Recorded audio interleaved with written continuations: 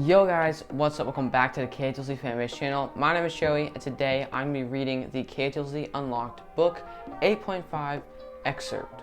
A couple weeks ago, the Legacy paperback was released, and in the back of the Legacy paperback, it had the first chapter of Unlocked. So this is the first sneak peek of Unlocked that we are getting. I think we've had like a quote or two, but this is the actual first chapter of Unlocked. So this is really cool. Also, like a couple months ago or something, we deleted our Discord server. We used to have a Discord server and you guys loved it, and we are finally bringing it back. So at the very end of this video, after I say my theories and right before the outro, I'm going to tell you guys like how to join a server, how it works, like what are the changes. I hope it will be as good as it was last time and better. Before we get into the reading, make sure to leave a like on this video and subscribe to the YouTube channel if you enjoy our videos. And I've already read the excerpt before I came into this video, so this won't be like my first reaction to it. That's it for me in the intro. I'll see you at the outro.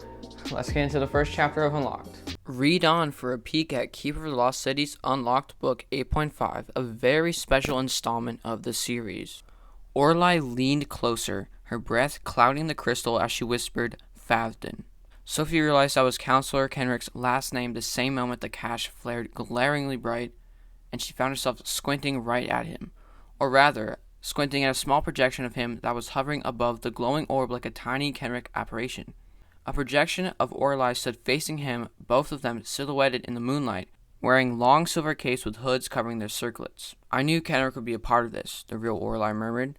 He always insisted on being involved in everything I did, but he doesn't look happy about it, Sophie noted. The projections were slightly blurry, and some of the details were a little bit off with their features, since Orlai didn't have a photographic memory, but Sophie could still see the scowl on Kenrick's usually smiling face. For once, could you please trust that I know what's best? He pleaded, knocking back his hood and tearing his hands through his vivid red hair. No, you don't get to drag me into this and then not tell me what's going on, the projection of Orlai argued. Kenrick heaved a sigh. It doesn't matter, your memory is going to be erased anyway. Then that's all the more reason to keep me informed. The record in my cache should be a complete account of what we're up against. Otherwise, what use will it be if we need to reference it in the future? Exactly, Sophie said, hoping Kenrick listened. But his projection moved closer and reached for Orlai's hand. Please, Aura, I need you to trust me on this. Can you feel how serious I am when I tell you that it's absolutely essential to keep everything about Elysian fragmented? The projection of Orlai frowned. That's not the word you had me ask Finton about. I know, and I can't tell you what it means, so don't ask. I shouldn't have mentioned it at all, but I always say too much when I'm with you. And yet, here I stand completely in the dark, the projection of Orlai noted. Good, you'll be safer that way.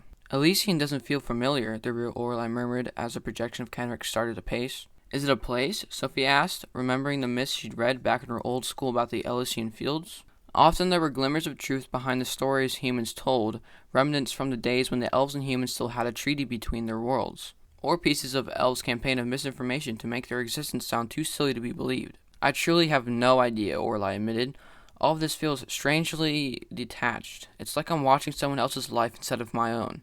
I always thought accessing a forgotten memory would be like recovering any other memory, and after a few moments my brain would find enough cues to sync it back to my mental timeline. But this doesn't connect to anything. Not even the Stellar Rune? Past Orlai must have been thinking the same thing, because her projection asked Kenrick, does this Elysian thing have something to do with whatever Stellar Rune is? Kenrick sighed. I can't tell you that either. You can and you will. The tiny Orlai stalked forward, grabbing his wrists. You don't get to show up at my door in the middle of the night, beg me to go with you to see what the former counselor, who seemed particularly unstable by the way, ask him over and over about whatever Stellar Rune is, even after I told you he wasn't lying when he said he never heard of it, and then stand there, gray as a ghoul, because you slipped and said something about a mysterious Elysian. Kenrick let out a soft chuckle. Gray as a ghoul. You always had a flair for the dramatic, Aura. It's one of my favorite things about you. Stop trying to distract me. But I'm so good at it. Kenrick flashed a smug grin as he stepped closer, so close the toes of their shoes touched. I seem to remember you losing your train of thought twice the other day when I wore that great jerkin with the emeralds on the collar, the one you've always said brings out the flecks of green in my eyes. He batted his lashes and Sophie had to smile, but the real Orlai looked ready to cry, and her projection seemed eager to smack him. You're ridiculous, she hissed, reaching up to make sure her hood still covered her circlet before glancing over her shoulder. The memory was too shadowy for Sophie to tell where they were, but the silence in the background made it seem like they were alone. Tell me about Elysian, Kenrick, and Celeron, and everything else you're investigating. You came to me for help, so let me help. You already have far more than you know, he assured her. Fenton was calmer with you there, and that allowed me to finally slip past his guard. You breached his mind. Why? Kenrick backed away, resuming his pacing. The same reason I always breach someone's mind, but I didn't find the information I was looking for, in case you're wondering. That's probably good news, though. At least this mess was a little more contained than I'd feared. I just wish I could find the source of the leak. I'm getting tired of your vagueness and riddles, the projection Orlai warned. Sophie snorted. Welcome to my world. The truly strange thing is, the real Orlai murmured, I can't recall any part of the conversation I apparently had with Fenton, and if the washers raced it, there should be a second jewel in my cache, or this memory should start much earlier. I suppose it's possible that Kenrick washed him himself, but... Kenrick was a washer? Sophie interrupted. One of the best. It was often his job to wash the minds of the other washers to make sure they haven't inadvertently learned anything from their assignments, but he was under oath to never wash the mind of anyone on the council, even if they asked him to, and I can't see him breaking that vow, especially with me. I can, if he thought he was protecting you, Sophie argued. I suppose Orlai studied the tiny versions of herself and Kenrick, which seemed to have entered some sort of epic staring contest. Actually, now that I think about it, there was another time when my mind felt like it does right now. I woke up in my sitting room, and Kenrick was there with someone. I can't remember who, which is strange. I know we weren't alone, but... She rubbed the center of her forehead, like she was trying to massage the detail loose. I also have no memory of letting them in, but I remember Kenrick teasing me about drinking too much fizzleberry wine, and I had indulged in a second glass a night with dinner, so that seemed like a logical enough explanation at the time. But I do remember thinking that something about his smile felt off. I was just too tired to ask him about it. My head was so fuzzy. She frowned, rubbing her forehead harder. I have that same fuzziness now. It's like trying to feel my way through fog, except there's nothing on the other side, if that makes sense. Do you think that the other memory has something to do with Celeron? Sophie asked, or Elysian? It could, but let's not forget that it's equally possible that I truly did have too much wine. Somehow Sophie doubted that. And you have no idea what Elysian is, not even a guess? She wasn't surprised when Orlai shook her head, but that didn't make her any less ready to scream. Just once, couldn't you guys call it something like our massive conspiracy to control the world and stop with all the fancy words that don't mean anything? This is such classic Kenrick, Orlai huffed, glaring at his projection. He always kept me out of anything he decided was too intense. That's why there's only one forgotten secret in my cache. It sounds like the real reason for that might be because Kenrick stole some of your other memories. Sophie had to point out, which made her want to throw a full-fledged tantrum, complete with kicking and flailing. Sometimes it felt like all she ever did was try to help fill in someone's mental gaps after someone else messed with their memories. It was enough to make her start hating telepaths. Orlai turned away, stretching out her hand to catch several of her pinkish, purplish, bluish petals radiating around them. I know what you're thinking, Sophie, but Kenrick would never do anything malicious, especially to me.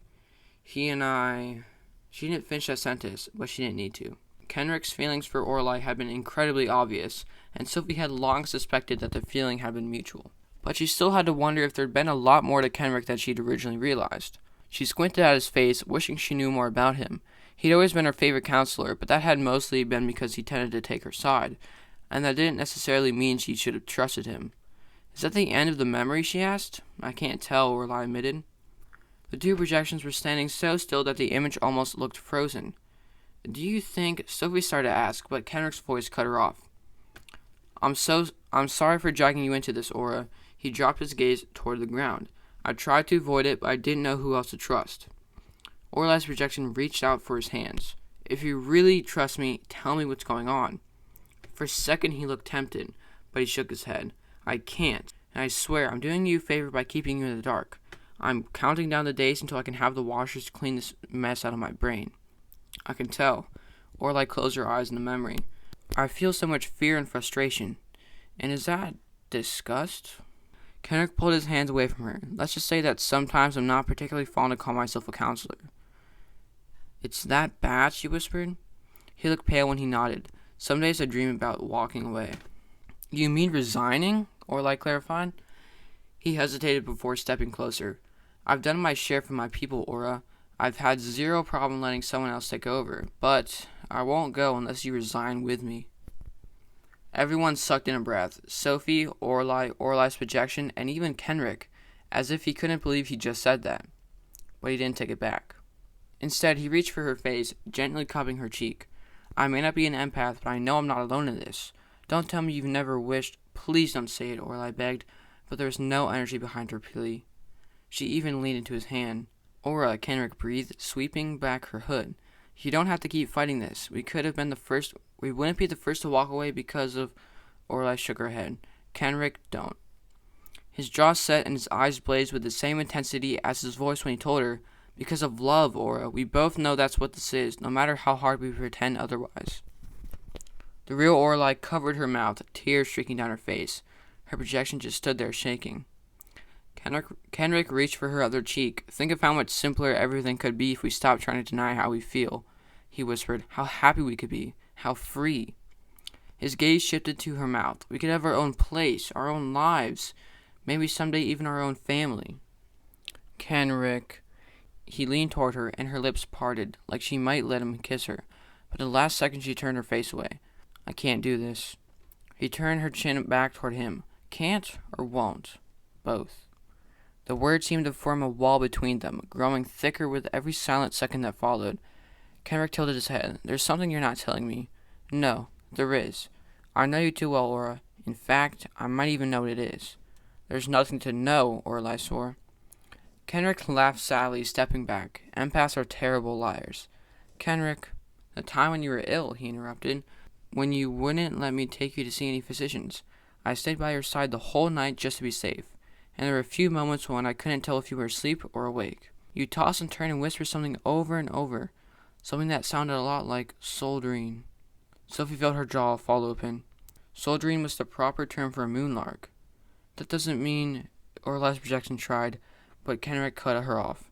I saw how upset you were when Prentice was exiled, and I saw that look in your face when Alden brought us that strand of DNA. Everyone thought it was a hoax or a misunderstanding, but not you. Don't try to deny it, Aura. I saw you flinch when you used the phrase Project Moonlark, and you've tried harder than anyone to stop Alden's search. You think I don't know that you're the one convinced Bronte to place something in Quinn's office to keep an eye on things? So he knew, Sophie said as both Orlai let out a strangled sob. He knew you were my... He must have, the real Orlai whispered. But I had no idea. He never said... She leaned closer to his projection, shouting, Why didn't you tell me when I'd remember it? Kenrick, of course, didn't answer. And Sophie studied him, trying to decide if she wanted to laugh or cry or teleport somewhere far, far away. Another person she trusted, who'd hidden things and lied to her every time he saw him. That was the worst part of being the Moonlark, aside from having enemies trying to kill her all the time. No one was ever quite who they pretended to be. What did he mean about you being ill? She asked, trying to piece together as much of the real story as she could. Orlai pressed her hands against her stomach. The process of giving the Black Swan what they needed for your genetics turned out to be more involved than I expected, physically and emotionally. And Kenrick stopped by right after I turned home from the procedure. I tried to hide from him, but I nearly fainted just answering the door, so he insisted on taking care of me. But I woke up alone. He told me he went home after I finally fell asleep. Apparently not. And you're the reason Quinlan thought his receptionist was reporting on him to the council? Sophie verified, remembering the first time Alden brought her to Atlantis. Not Bronte. It wasn't like Bronte needed any convincing. All I did was suggest that Quinlan and Alden might be overstepping their authority, which they were. And then I made sure that I received the reports on their activities so I can monitor Alden's progress and also remove any rumors from you about the record. I was trying to protect you. Sophie had no idea what to do with that information, except to shove it into another mental box of things she'd have to deal with later. Her brain was getting pretty cluttered with those. Someday she'd have to get brave and try to unpack them, but for now she turned back to the memory, watching Kenrick hold up a hand to silence Orlai. Don't bother with whatever lie you're about to give, he told her. We both know I'm right, and I understand. Or I'm trying to anyway. Kenrick, and if that's why you have to stay, Aura, then I'm staying too. He tucked one of her ringlets gently behind her ear. You're going to need all the allies you can get, especially since someday the Black Swan are going to bring their Moonlark into play. You know that, right? Orlai's mouth started to form one word, but at the last second that changed to a hushed yes. Kenrick nodded gravely. Do you know a lot of other things you aren't telling me? No, I swear, Kenrick. That was part of the deal. Her gaze shifted to her feet. I'm completely separate. Good, it'll be easier to protect you that way. I don't need your protection. Yes, you do, and you'll have it. I'll be right here by your side, even if I had to pretend that things between us are strictly professional. It's okay, he added, wiping away her fresh tears. I knew this was how this conversation was going to go. Why do you think I never said anything before? I just had to say it, at least once, just to see what would happen, and now seems like a perfect time since you won't remember it anyway. Orlai closed her eyes, letting out a shaky breath. You can't hide your feelings, Kenrick. They're there every time I'm around you. His smile was heartbreaking. I know, empaths may be terrible liars, but they always find the deeper truth. We're not like telepaths. We can't bury it or wash it away, Orlai murmured. Very true. Kenrick touched another ringlet behind her ear before he pulled her hood back into place and pressed 2 fingers against her temple. Still, it'll be hard for you to understand what you're feeling without the context, right? So how about I help you with that? I think it's about time to put all this behind us, don't you? What are you doing? You're not supposed to. The projections blinked away, as if someone flipped a switch. In a way, Kenrick had. Well, Orlai said, curling her fingers around the cache and leaning it against the trunk of the Pranat case. That wasn't what I was expecting. Me neither, Sophie agreed, trying to figure out which emotion to go with. The memory had been intense and fascinating and devastating, but also ridiculously disappointing and maddening and pointless. That was all they had to help Keith? The new word meant nothing, a vague mention of a conversation with Fenton about Southern, where apparently he didn't know anything, and Kenrick and Orlai's star-crossed love story? It's okay, Orlai told her, slipping the cash into a pocket hidden in her gown. This isn't the dead end you're thinking it is. Why, did it finally trigger the other memories? No, but I know where we can find them. So, that was the whole Unlocked Chapter 1. Yeah, I thought this chapter was extremely cool, but a little bit disappointing as well. It was kind of cool to see Orlai and Kenrick's relationship, but I thought we could have revealed a little bit more. The thing with Elysian, or however you pronounce it, was kind of cool, but yeah, we don't really know anything about it yet. Okay, so now I'm going to tell you guys just some info about the Discord. So, as of today, the Discord is officially launched. If you go into the first or the second link in the description, you can join it for yourself right now. And if you're confused or if you've never been on Discord, I'm just going to explain some things quickly. So basically, when you first join, it'll say, like, to check out the rules first. And please, please, please, please, it makes it so much easier for us to do our job. Just read all the rules, or at least just skim through them so you know what to do and what not to do. And in order to see the rest of the server when you first join, you have to go into the verified channel and find a code in the rules just to make sure you read the rules. And then put the code into verify, and then you'll get like a DM, and then you have to do another code.